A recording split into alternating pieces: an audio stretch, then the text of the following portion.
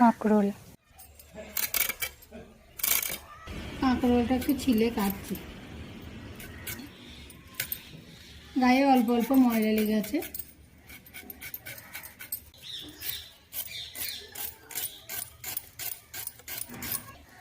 গোল গোল পাতলা পাতলা করে কেটে নিলাম।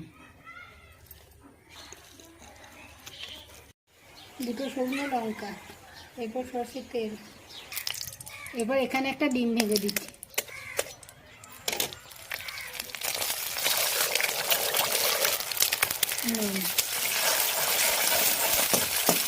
পাতলা পাতলা করে গোল গোল করে কেটে রাখা কাঁকরোলটা দিয়ে দিলাম।